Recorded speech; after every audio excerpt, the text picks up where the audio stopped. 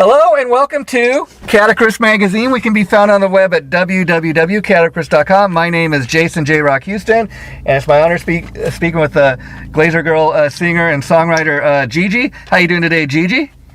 I am outstanding. How are you? I'm great. So, your publicist sent me, your latest video and a little press release on you. To be honest, Gigi, I've never heard of you before, so I was curious before we really get into talking about the new single and the video, is this your first release? Do you have past releases that you've put out? I've been around probably since 2009, but not under my solo name. Okay. About 3 years ago, I fronted a metal band. Oh, wow. So tell us about that real quick. It was just a lot of fun. We were, but unfortunately in 2020 when COVID struck, we were slated to actually open for a small national up in Tennessee for a metal fest. Wow. And unfortunately, things kept getting rescheduled and rescheduled. Of course. And there was a lot of fears out there with COVID, and music got shut down. We were even supposed to play over at the Dirty Dog, which was coinciding with South by Southwest, and South by Southwest got canceled, so the Dirty Dog got canceled. So everything fell apart, and you have to start over again. You have to have the wherewithal to continue forward. If you don't mind me asking, what was the name of the band? I was with Union Can, okay. But they're since defunct. Yeah. Actually, fairly recently, I was just talking to the guys the other day. Everybody's in good spirits. You just kind of pick up where you left off. Of course, yeah. And I went, and I'm solo. So now I'm just doing my thing, something that I've been wanting to work on, and it's been a blast. And how did you come up with the name Glazer Girl? Is that a nickname somebody gave you, or something you came up with on your own? No, let's go all the way back to 2009, MySpace. Oh, okay, wow. I'm in the glass industry. I'm a glazier. I'm a general contractor by trade. Oh, wow. In the glass industry. So it's nothing as fancy or crazy as you might think. It's just I was trying to find a name for my page, like Glass Chick, wow. Glazer Girl. I thought no one's going to spell that right. Let me just go Glazer Girl, and here we are. Yeah, Glazer, that's interesting because me, myself, I guess not knowing even what it meant, is I just kind of assumed, maybe because she's like a rocker chick, it's made up and all dolled up. So that's kind of interesting, and I think it's a name that's going to get people's attention. It's kind of simple. People are going to ask what it is, and for that reason alone, they're going to kind of like, it's like a one-word name, so kind of like Madonna. I think people will easily, remember it.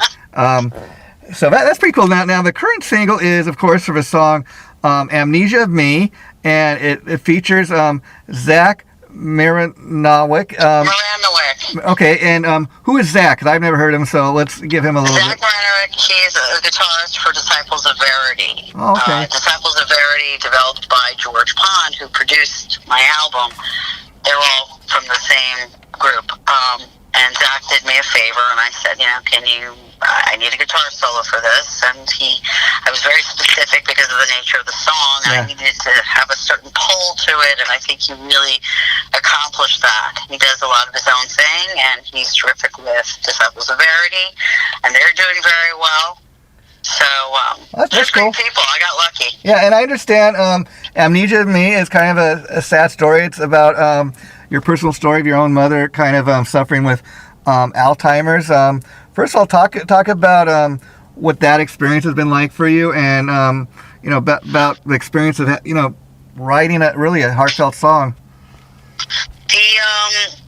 The title alone, first of all, the album, is called Mothership because she's the mothership of the family. She's the center of our universe. Oh, okay. Amnesia of Me is essentially the disappearance of the self. Yeah.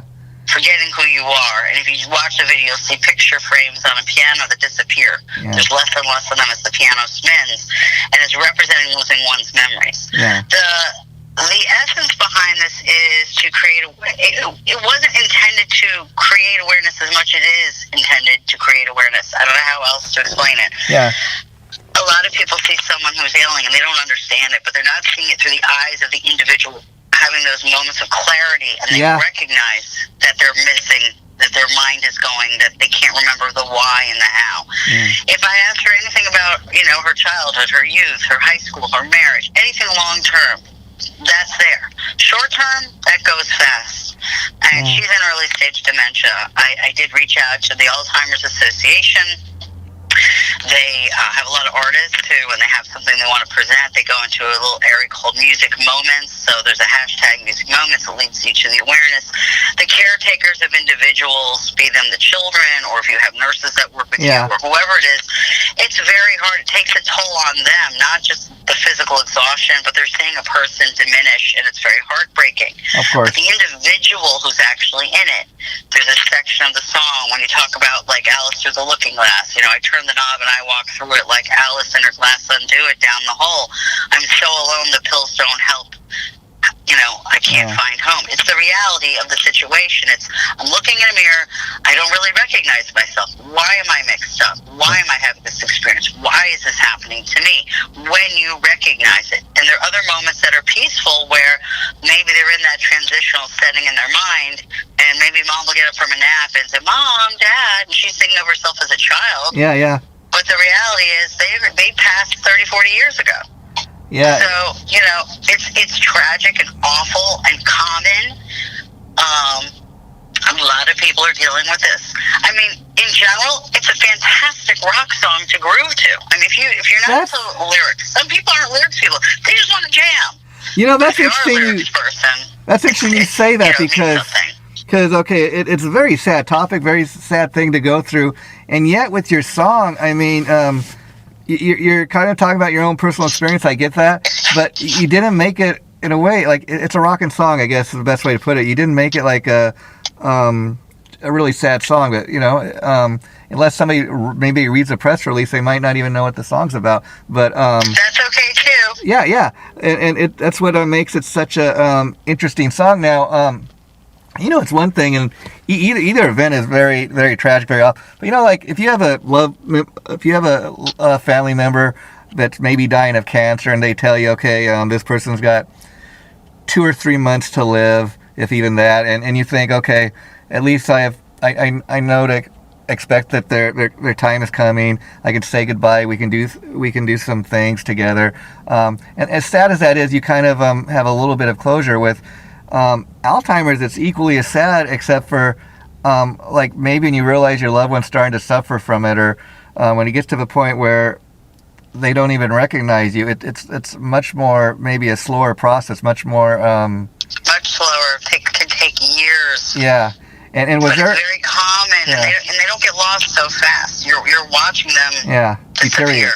And what was the point when you was there? Obviously, there's a point, but you know, when you kind of have that moment of, okay, something is not right here. I don't know if I'm that clever. I think my sister picked up on it faster. I think when our father passed away is when it kind of started clicking that, you know, she wasn't the same. But really within the last 3 years that, you know, the changes were occurring. The short-term memory is going.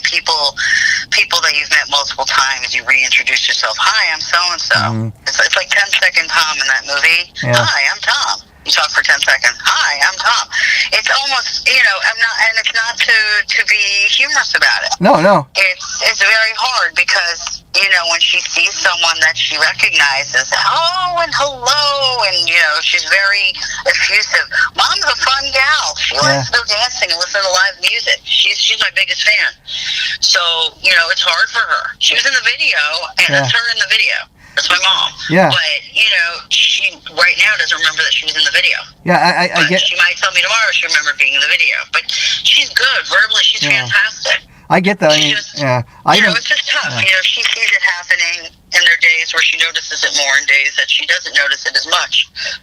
And everybody has good days, and everybody has bad days. I mean, I have an example in my own family of an aunt who, when she was about maybe 65 years old, she started to kind of get a little off, and it was where the family really noticed is like they were moving to a new house, and she'd been several times to the new house, and then her husband and her kids, they were moving personal items, you know, in the family cars, and so she was supposed to go with the movers and show them how to get to the new house, and to everybody's surprise, she got horribly lost, didn't know where she was going, and that was kind of the first clue. They're like, okay.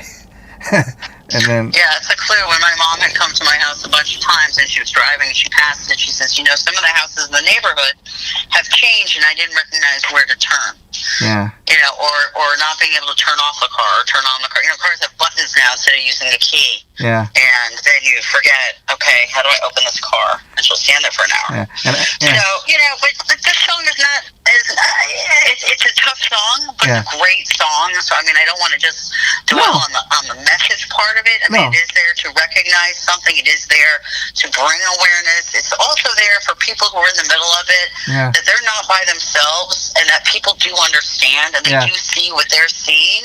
And there is help out there. There's a lot of resources out there.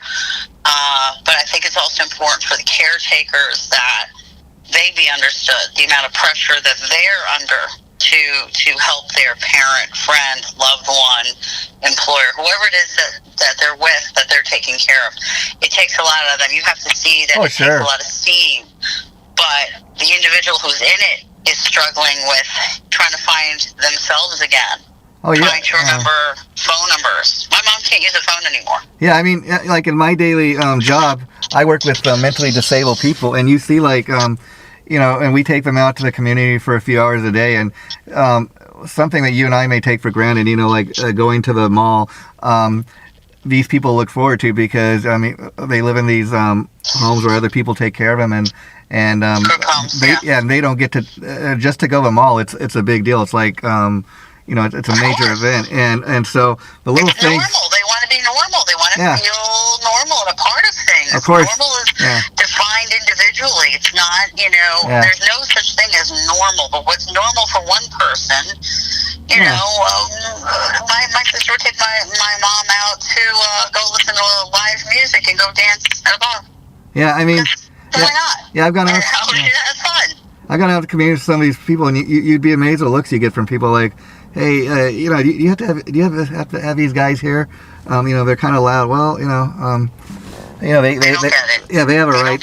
Yeah, they have a right. It's okay. But yeah, and you know, I think, you know, people are becoming more and more aware of this, as opposed to you know, just a few years ago. More and more people are dealing with this.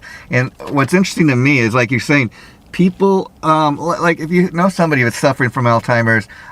They may have their moments of looseness, or they're aware of who you are, or maybe they have a flashback. Yeah, they have lucidity. Yeah. Because like I had another aunt that her first language was Spanish, and when they kind of realized something was wrong with her, she totally forgot how to speak English, and she went back to just being able to speak Spanish. And she had a young child that died, and so somebody gave her a doll just as, you know, like a present to make her happy, and she thought it was her baby and started crying. So, you know, they have their little moments or memories of flashback, and that's what's kind of amazing about the disease. But now, getting back to your music, like you said, Mothership is the name of a 5-song EP. So, can people get this EP like online, or is it going to be released a certain date?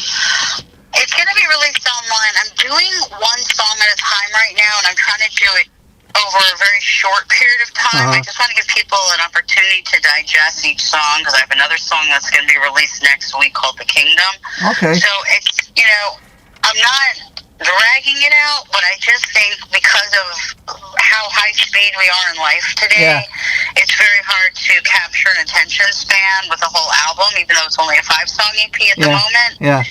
I think let someone digest it. Give them something to look at that's pretty. Give them something to sing to, like a lyric video. Give them maybe just the song with the cover of the album. Give people something to digest the music. Do they enjoy the music versus necessarily the message? And then when I'm done with it, I'm going to put the whole album out so they can choose how to do it. It's already, you know, individually on Amazon, Spotify, iTunes, yada, yada, yada, whatever else it is. To be available. I would like at some point maybe even to press out some CDs. Don't laugh. I know cars. No, you know, I'm going to tell you. Anymore. Yeah, I'm going to tell you the reason. I love that. Yeah, I'm going to tell you the reason I was asking how people can get it, because I'm actually an old school guy. I don't know about you, but I came from. I love vinyl. I love CDs. Me too. I came from that age where, I mean, people these days have no idea what a record store is. It used to be a place, folks, where you could go and buy actual CDs and music. Vinyl's making a comeback, which I think is great, but I love the artwork. It's not the same, though. It's not as heavy a vinyl. It's not as deep a groove. They're like thinner. They're not the same. Yeah, millimeters. But what I'm finding, what I'm finding with the vinyl that's kind of making a comeback is, like they said a few years ago, who's buying CDs in this? So a lot of people don't even make CDs, but I'm finding vinyl that's coming out, especially a lot of older releases that they're re-releasing. People, even if they charge $28 or $35 for it, I think people are willing to pay that now if they get a nice package. I just seen something the other day like Whitesnake's greatest hits in Target, even like a two album package, and you got a lot of great songs. So I think people, and at the same time, bands I think are more able to get an even cut of that. It's pretty neat. It's a different packaging, and it's very cool. I still have a ton of vinyl. I mean, as we sit here, I'm out running errands, and I love to listen to my CDs as I'm driving around town. I love to look at the album covers, like you said, the art. I remember back in the day seeing Kiss Destroyer, and even at a young kid, not really knowing what it was, but just thinking, man, that album cover looks so cool. I have to have it. And so let's talk about some of your influences, Gigi. I mean, I kind of get that you're a rocker chick, but I'm sure there's other sides to you as well. I was really late in the game when it came to what I really listened to in terms of influences. I mean, when I was a kid growing up, my sister and brother listened to different music. They're older than I am, and they were listening to Billy Joel and Prince and Yaz and Bread. And oh, wow. But for me, when it came to listening to music, I always enjoyed the messages. I always enjoyed the lyrics. Some people are just into the sound; they just want to rock out. But when I got later into, I have my Appetite for Destruction album. Yeah, there you go. I have, in high school, it's like, oh, look at this. Yeah. But some of my favorite stuff. If you look at what influenced me, though, probably in terms of my music, I love. I'm so sorry, he's gone. Chris Cornell. Lane Staley. Well, there you go, yeah. Dio. Oh, Dio, yeah. I have a cat named Dio. I'm looking at him right now. Oh, wow, I love that. He's named for Ronnie James Dio. Ronnie James Dio, one of my all-time favorites. He just looked up at me now that I'm talking about him. Wow. Well, that, I liked a lot of the big vocals from the 80s. The singers were tremendous. Yeah, I don't think that's such a huge surprise, because myself, I typically listen to hard rock and metal, but I'll tell you what, I also listen to stuff like Tom Petty, the Eagles, Aerosmith. You know why? That's stuff I've heard on the radio all my life. And let's be honest, those songs are being played on the radio 40 years after the fact because they're just great songs. I mean, that's what I think makes a great song. Right? That's why when I heard your song and what it was about, I thought, that's what makes it such a great song. I mean, if I had no idea what the song was even about, just a great rockin' tune. But then the fact that you're kind of doing a song like that about something so close and personal, and yet able to still rock out on it, that makes it a great song. The guys who worked on the music, George Pond and Jay Munch, did an amazing job. And I basically said, okay, I want it to sound like this, but I don't want to go like that. I need it to be this way. And you came back to me, and I'm like, oh yeah, I really dig that. And maybe we can reconfigure this. And can we do that? And then when it came to the lyrical melody and the lyrics, on my end, the struggle is only when you're trying to determine, until you finalize your sound, then the next thing is, how do you relay this in a way that is catchy, that doesn't break your heart, but it makes you want to sing it? And, because I like to sing along, and you don't sing, what was that movie? I don't care about the living, and Samuel L. Jackson calls it the linen, and, he just has the wrong lyrics. Yeah. So thank goodness for, today we can look up everything, and even then it might be wrong. But the process was exciting. Yeah. The musicians were amazing. And where did you record it? In a professional recording studio? Up in New Jersey. Wow. Anyways, George Pond produced it from DOV, from Disciples of Verity. Oh, wow. I recorded it up there with him.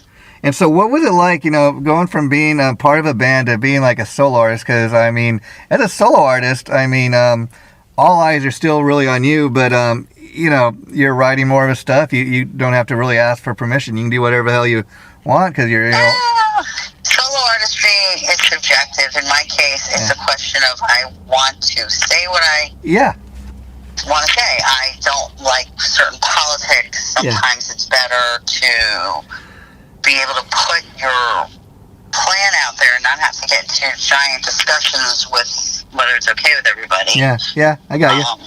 You want to you have something you want to share, and you don't know necessarily how else to approach it. Yeah. So you do it your way. I don't know. I mean, that's I'm happy. I've been a front person on a few occasions. Of course, yeah. You know, I mean, I did stuff back in 2009, and over the years, I took a hiatus for about 6 years, and then I had a great time with the guys in the other band, and then this kind of developed itself. It took a couple of years. I mean, you mentioned the legendary Ronnie James Dio. I mean, before he became a solo act, I mean, he paid his dues with like Rainbow and Black Sabbath. So everybody pays their dues. Right, Rainbow, Black Sabbath. I think there was also Elf. Elf, yeah, Elf. He was Dio. Yeah. He's such a big voice. Yeah, I mean, I can't wait. So great. I love how these guys emulate. You feel them. Yeah, I can't wait.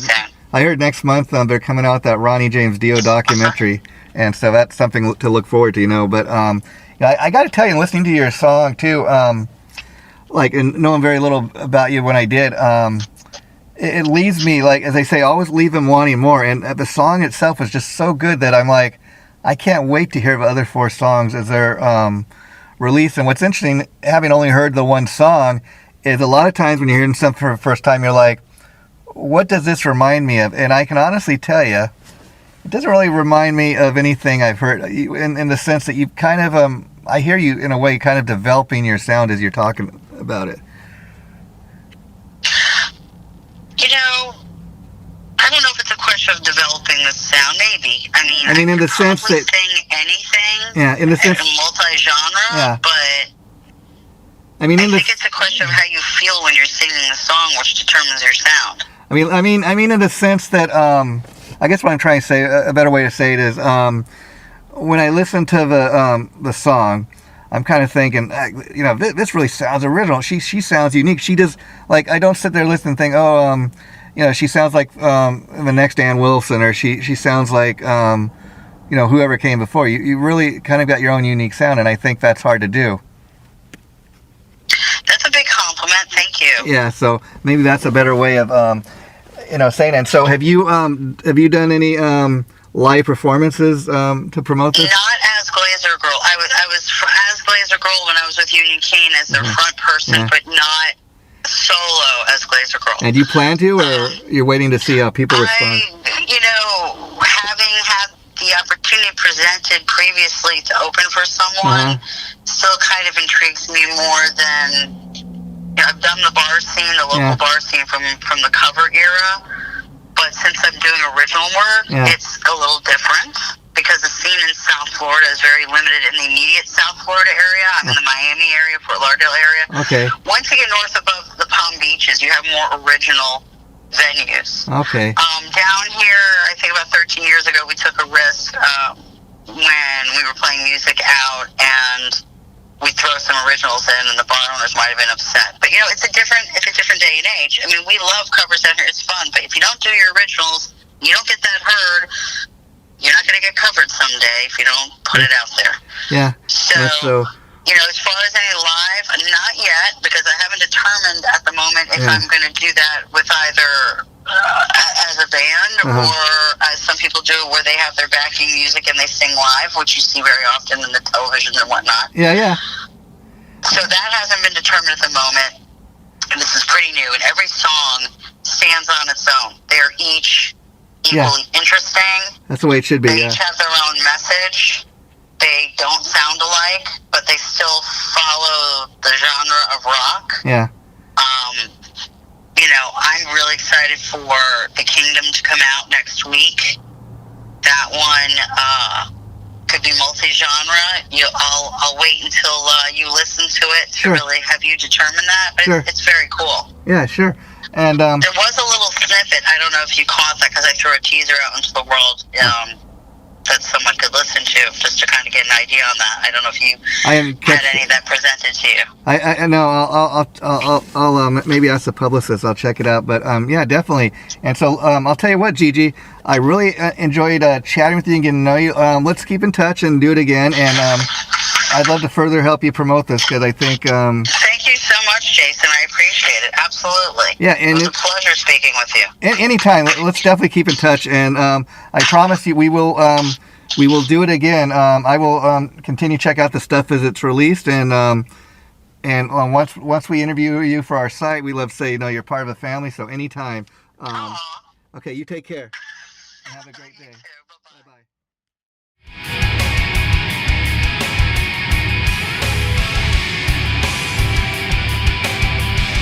Chaotic Riffs Magazine.